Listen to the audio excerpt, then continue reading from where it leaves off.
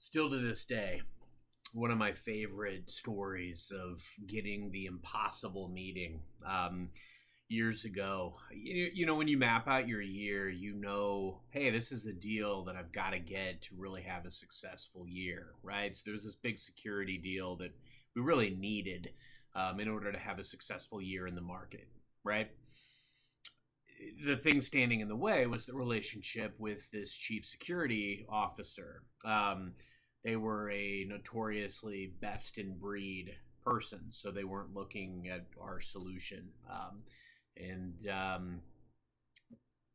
told me point blank, I don't see value in meeting with you.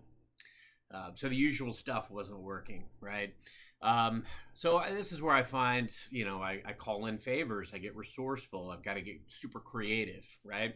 So I went out to this person's LinkedIn profile and I found wow, hey, they're really, they post a lot. They say a lot. They're on podcasts and they kind of tout their brand as a security evangelist. So I'm going to have to go at this a different way.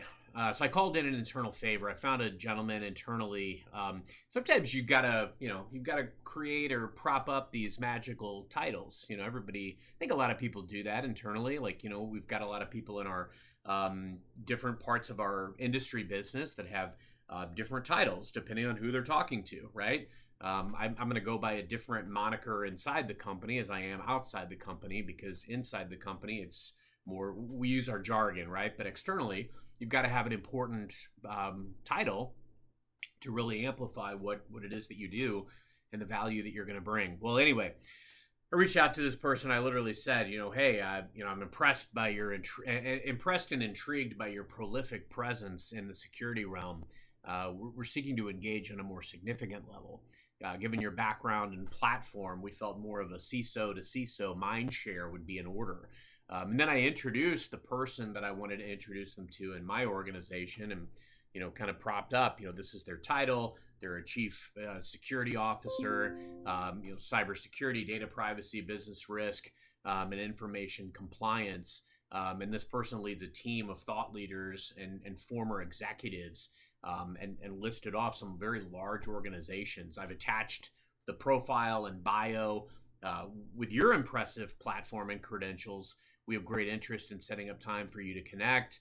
It will not only help us better understand your security and compliance roadmap, but also establish some dialogue and ideally a relationship amongst thought leaders. And then I listed off all the profile links to everybody that worked for my executive. And then I said to this customer, hey, if this is of interest, could you please provide availability for the next couple of weeks? We very much look forward to the collaboration. So, kind of an opportunity for mindshare.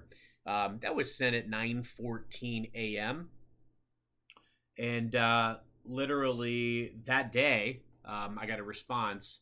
And we worked well together. We had a good rapport. We at least could keep things in jest. He said, flattery can get you everywhere, Hetty. I would be happy to meet and look for collaboration opportunities or simply an exchange of ideas. Within 8 months, we had an 8-figure deal done. And I won the biggest award in the company. And these are the types of things that sometimes we have to do in order to approach things differently, get around that hurdle. They're never insurmountable. There's always a way. You just have to find it. And it came down to the relationship, adding unique value, something that this person couldn't refuse the opportunity to do. There's always a way. We've got to de-risk their decision to work together. And just showing up talking about products and services is never the way. Happy selling.